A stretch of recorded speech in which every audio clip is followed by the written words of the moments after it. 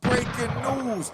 Kid Cudi is taking a stand today. By the time this come out, he would already took the stand, but I want to break this down because we want to see if P. Diddy is guilty of this RICO or if he's being guilty of a but I love a dog type of dude. All right, let's go. Let's keep it moving. All right.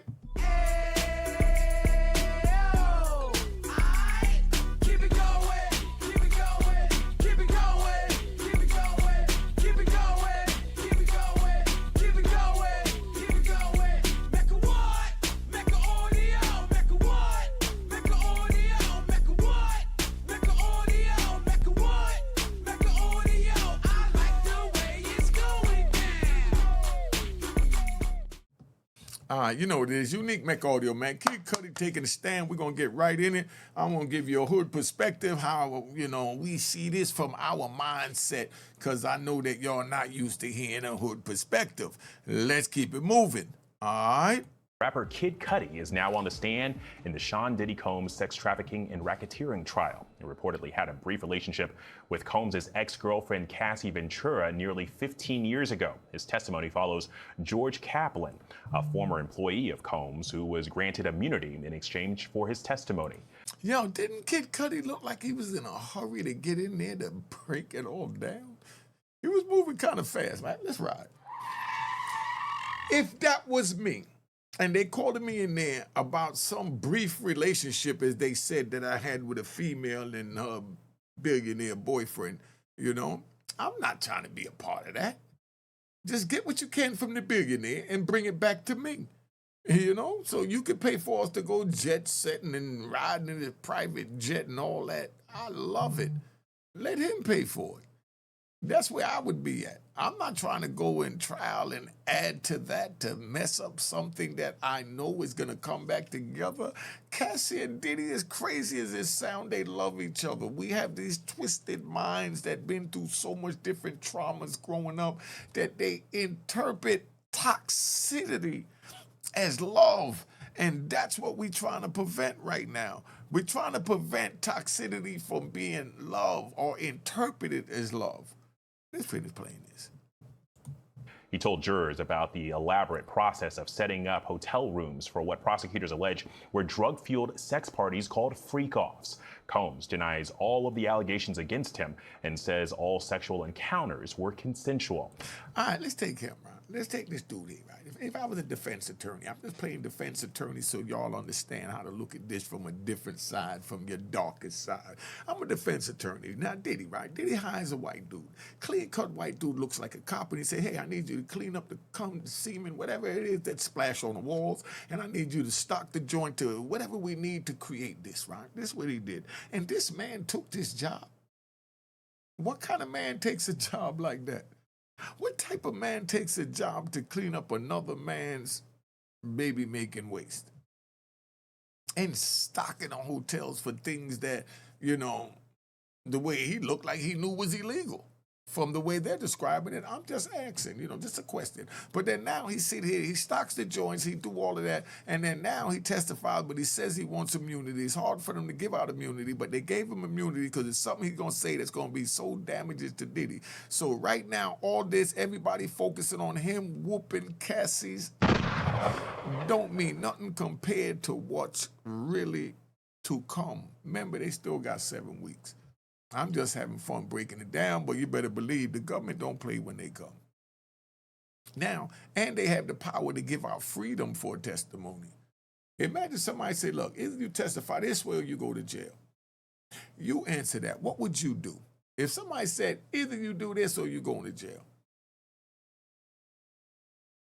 No, but that didn't happen. No, I need you to say that. No, I'm not going to say that. All right, put the cuffs on him. All right. And he starts singing more than Mariah Carey and Smokey Robinson, even though Smokey Robinson got a charge now himself because it's that easy right now. You got the bag, you older, you got younger people around you.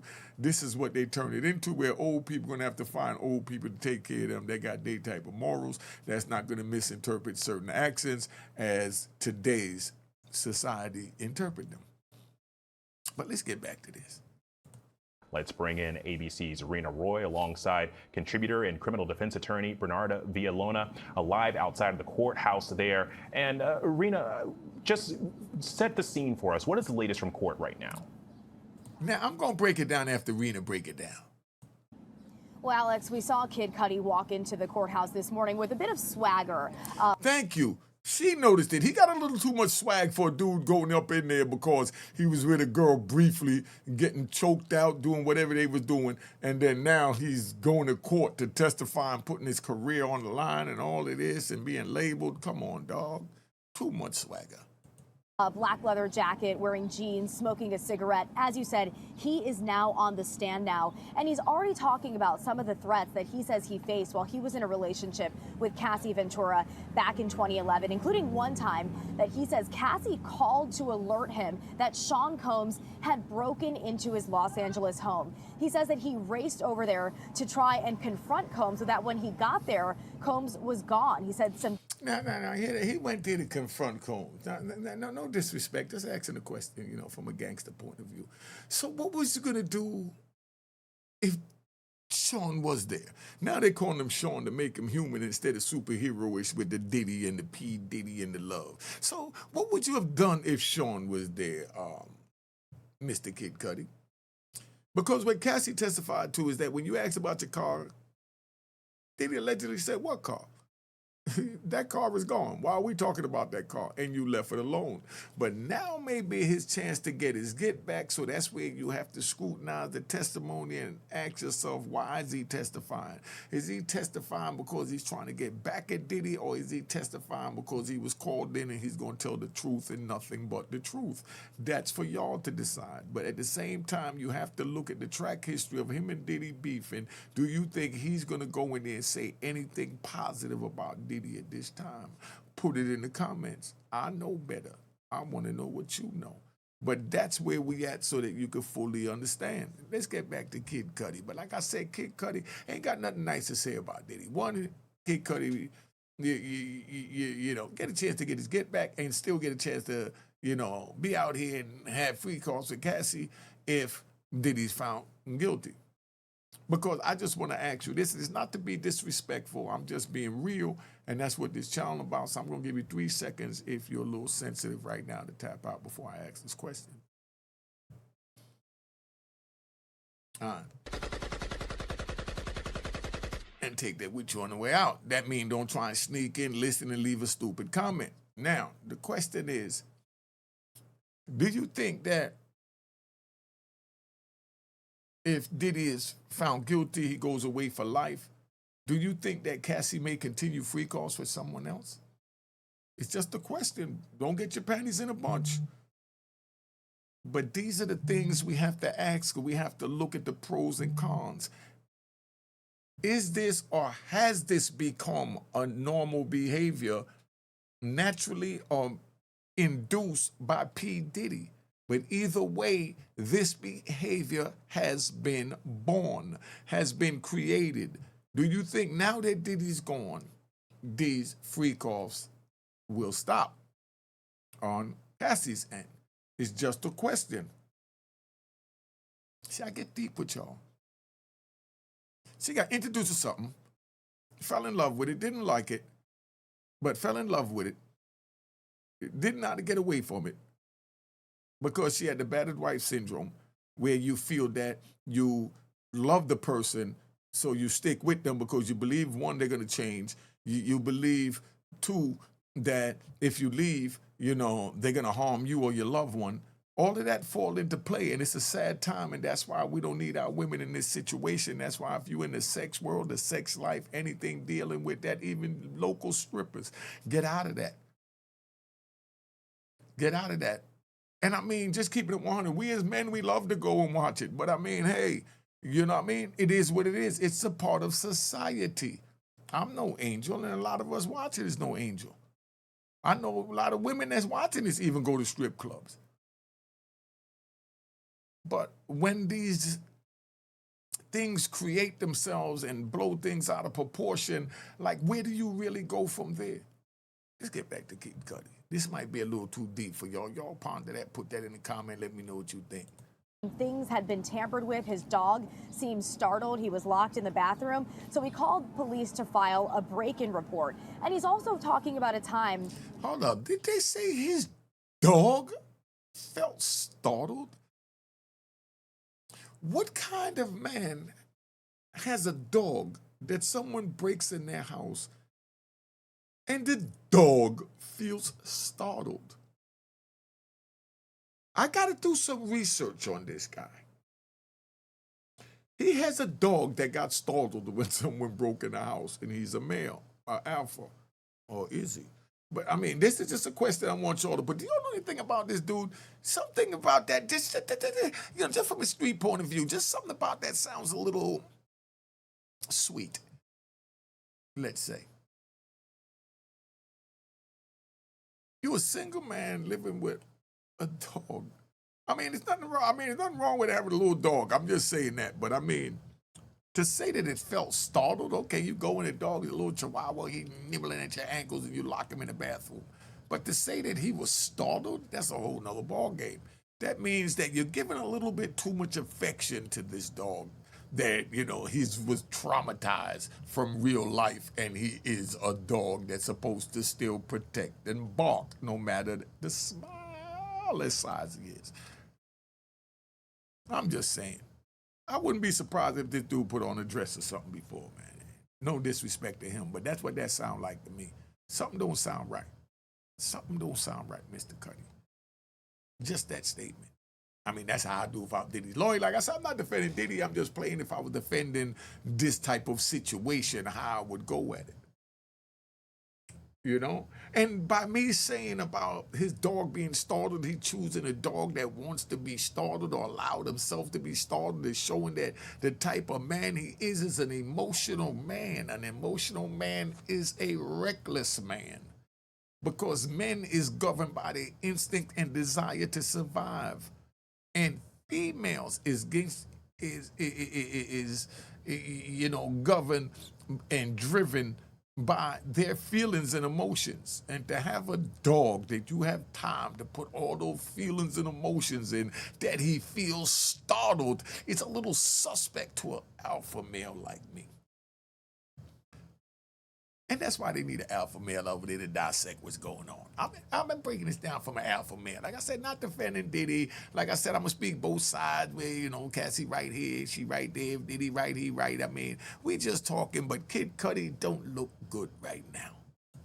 From January of 2012, when he says his car was set on fire with a Molotov cocktail in his Los Angeles driveway. All right, so my question to Kid Cudi, what did you do about it? Your car was set on fire on your property. What did you do about it? That tells you a lot about him and a lot about why he's testifying. This seems like get back for not doing nothing for the car being torched in his driveway. Now I can burn him. What do you need me to say? What do you need me to say? I'll say just what you need me to say, boss. Anything to burn him, boss, because at the end of the day, he'd be gone. I'll have Cassie. Whoop. Freak off.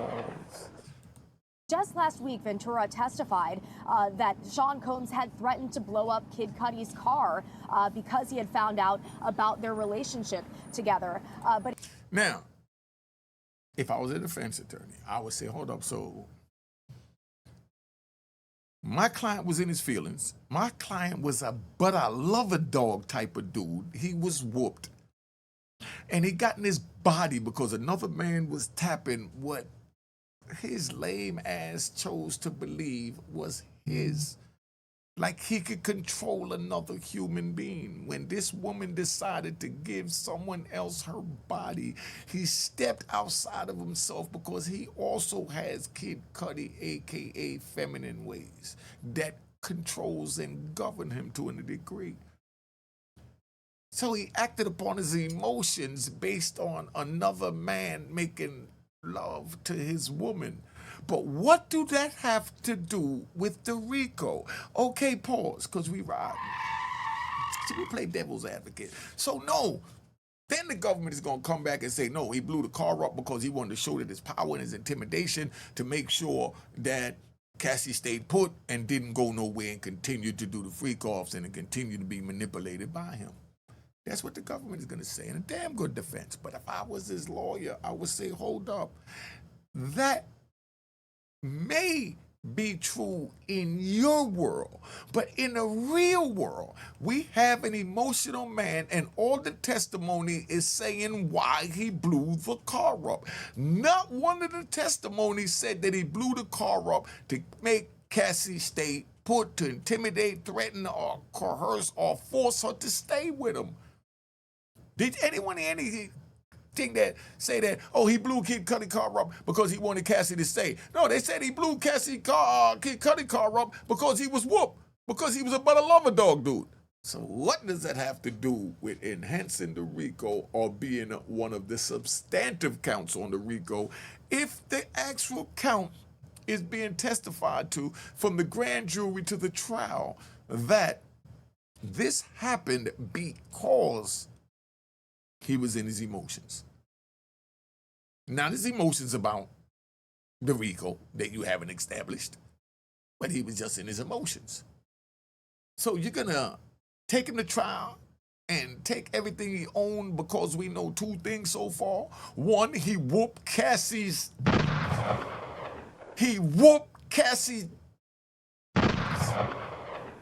We know that. And that's what he's supposed to be tried with. I'm just saying that's how I would go if I was a lawyer. And then with the Kid Cudi thing, you bring this man in here to say that, you know, he tapped into my garden, watered it up a little bit, got the weeds growing, and now the weeds tried to run out and find somewhere else to plant their seed with Kid Cudi. And you bring him in here about the weed in the garden when we're talking about a RICO, not a weed in the garden. Come on, man. Do I sound like a lawyer or what? I know some of y'all agree, some of you don't, but I mean, let's keep it moving. All right. But his lawyers have denied that he had any involvement in any arson. But remember that arson is a part of the racketeering charge that he's facing. So this is crucial testimony for jurors to hear. And Bernarda, see, now that's how they're going to try and make it a part of the racketeering, by saying that Kid Cudi's car was blowing up because he wanted to inflict force and all this other stuff that's going on, and that's why he blew up Kid Cudi's car. That's what the government is going to say, as they very well should. Round of applause to the government for that. Round of applause to the government for that. All right. Relax, y'all. Relax, man. Let me finish the story. A round of applause to the government, because that's a damn good theory. But the defense theory may be he was pussy whooped, couldn't control his feelings and emotions. We know that he has emotional problems. That's why he whooped Cassie's. We understand that. Jury, this is how my clothes. There was a joint where Harvey Weinstein said, oh, not Weinstein, I say Weinstein, Harvey Levine or whatever his name is on TMZ said that he was going to break down how the closing statement would be. Y'all want my closing statement? I'll give you the closing statement because I've been following the trap. This whole thing is charades. Let's keep it moving. how is the prosecution hoping Kid Cudi's testimony might help them prove that the sex trafficking and racketeering charges are appropriate? Especially when he blew the car up allegedly because he was ussy whooped.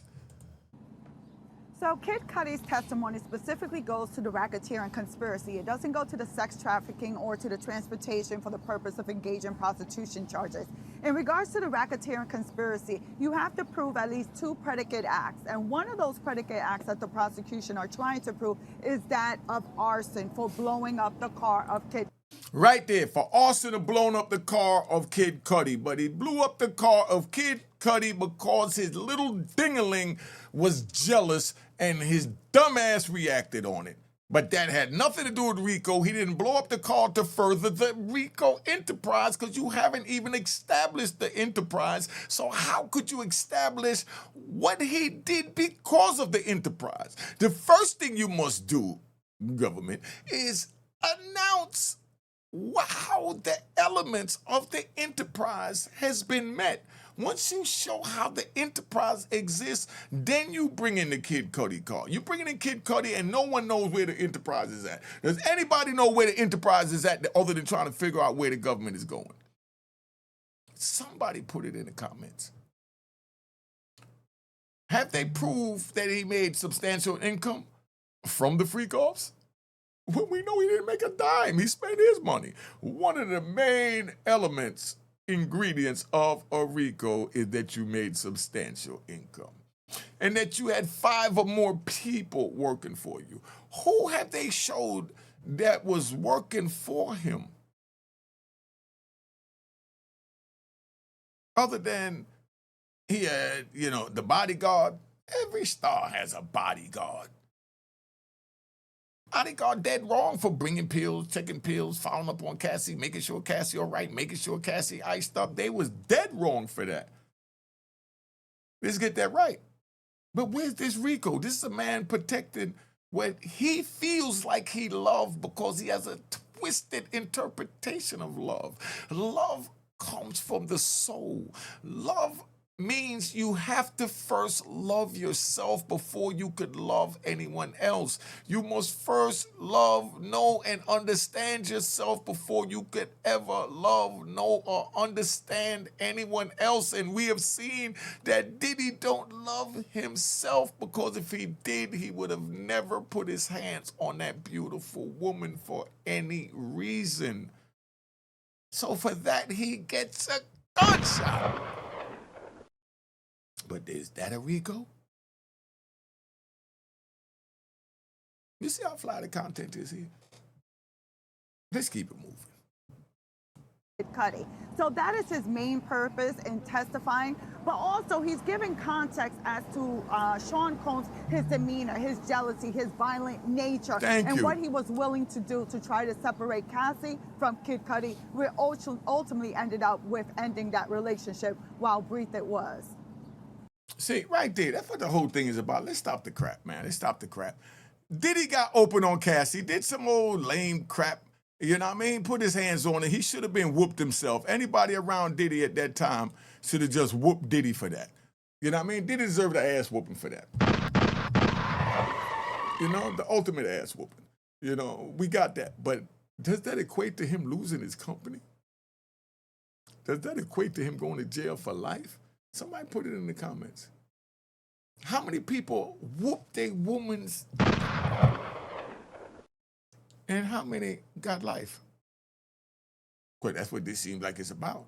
But I don't sleep on the government. You better believe they're going to have to put it together. But I do believe that the government should have established the elements of the RICO before they went forward with the substantive counts in the RICO. The substantive counts is crimes that was committed in the RICO. Then you have overt acts in the RICO. Overt acts is acts that happen over the course of the life of the RICO, which is nothing more than a conspiracy, but it becomes a RICO when you got 5 or more people. So we want to know who Diddy 5 or more people the government intend to use for the jury. But the crazy ride with that is that under that element with the 5 or more people, the jury don't have to be unanimous as to which 5 or more people. So they'll get away with not even naming any names because there's no unanimous verdict that's constitutionally warranted for the 5 or more people. But there is a unanimous verdict warranted for the substantive counts that carry more than a year and a day that they intend to use as substantive counts in the RICO. You see what I'm saying? And they're trying to say that this blowing the car up that Kid Cudi had is a substantive count when they haven't even established the RICO. How did Diddy make substantial income? Who did he extort when he's paying his money for this freaky ass service? Now, they say he transported because he paid for tickets or had a private jet. How many of y'all pay for tickets for a female or male to fly to come see you, to you males and females? And now it's labeled as ex-trafficking. If you sit back and allow that, you know what I mean? You be ready for your grand jury hearing. All right, but for that, let me tap out. Been here long enough. Y'all, I know the content is fire. Follow my daughter at Juanita Mecca Audio, Juanita. She speak about what it was like being locked up for 26 years. While I was gone, she was locked up on the street from a 7-year-old child to 34-year-old child and had to raise herself, and she speak what that was like. Gotta check that out, man. All right. Cheers, cheers, toast the crime, toast the crime, the crime, the crime, the crime.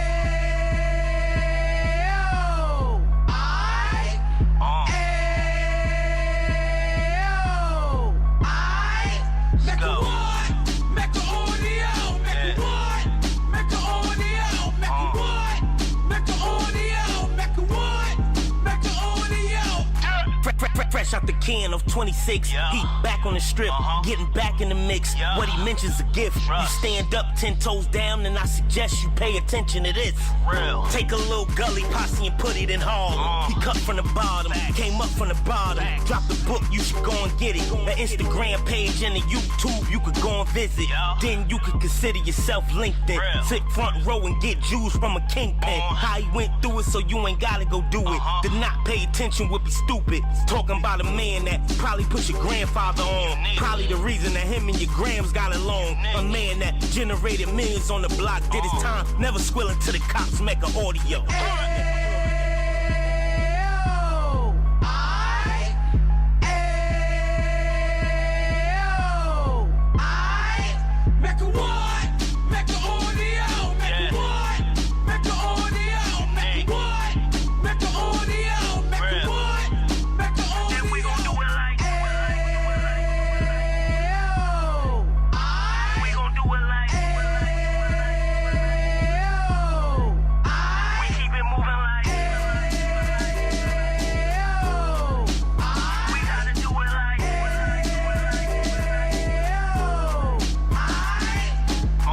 Get it live like 2 G's in the 90s. Drop top beamer so shiny. I let shorty go, she was whining. Treat her like my past, she behind me. Spend a couple bands on the Dapper Dan. You be back again, getting green like a Packers fan. No cap, it's a roaring uptown. They be horn uptown, Dominican bust downs. Now we on the positive, we got a lot to give. Now he trying to stop the kids from being inoperative. So take heed, homie, lend a ear. He started in uptown, he gon' finish dead. But now it ain't about selling drugs, buying cars. It's about buying property to make the community yours, so we can give back to the. Cheers, cheers, toast the crime, toast the crime, the crime, the crime, the crime.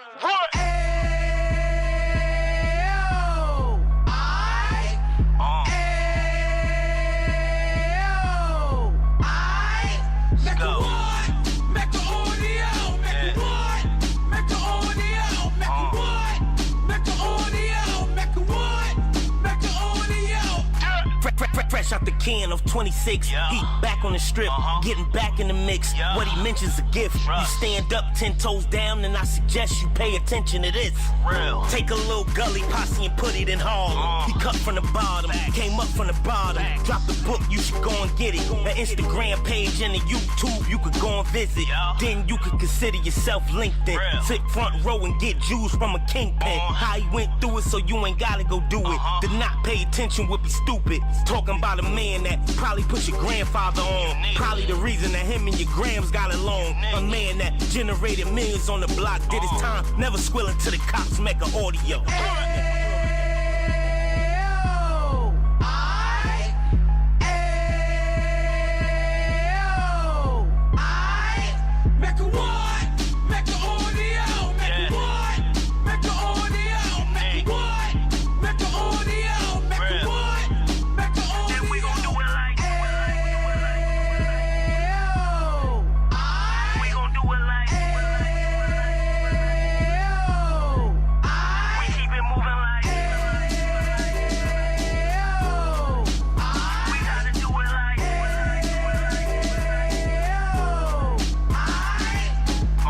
Get it live like 2 G's in the 90s. Drop top beamer so shiny. I let shorty go, she was whining. Treat her like my past, she behind me. Spend a couple bands on the Dapper Dan. You be back again, getting green like a Packers fan.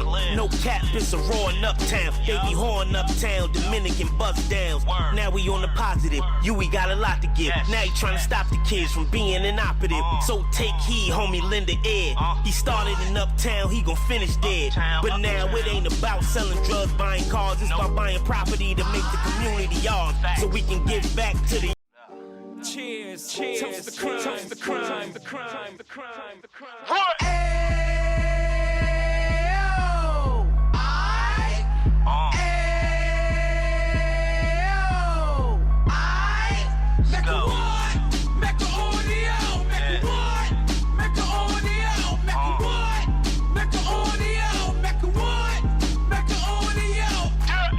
Fresh out the can of 26, he back on the strip, getting back in the mix. What he mentions a gift. You stand up 10 toes down, and I suggest you pay attention to this. Take a little gully posse and put it in Harlem. He cut from the bottom, came up from the bottom. Drop the book, you should go and get it. An Instagram page and a YouTube you could go and visit. Then you could consider yourself LinkedIn. Sit front row and get Jews from a kingpin. How he went through it, so you ain't gotta go do it. To not pay attention would be stupid. Talking about a man that probably put your grandfather on. Probably the reason that him and your grams got along. A man that generated millions on the block, did his time, never squealing to the cops, Mecca audio.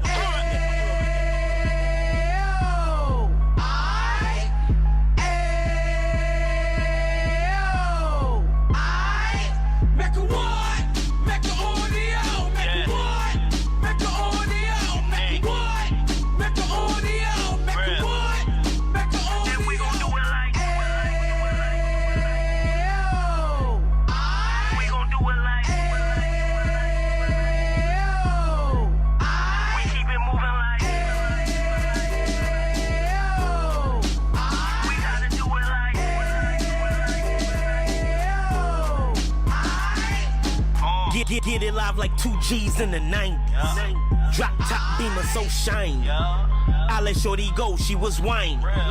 Treat her like my past, she behind me. Spend a couple bands on the Dapper Dan. You be back again, getting green like a Packers fan. No cap, it's a roaring uptown. They be horn uptown, Dominican bust downs. Now we on the positive, you we got a lot to give. Now you trying to stop the kids from being inoperative. So take heed, homie, lend a ear. He started in uptown, he gon' finish dead. But now it ain't about selling drugs, buying cars. It's about buying property to make the community yours. So we can give back to the cheers, cheers, toast the crime, the crime, the crime, the crime, the crime.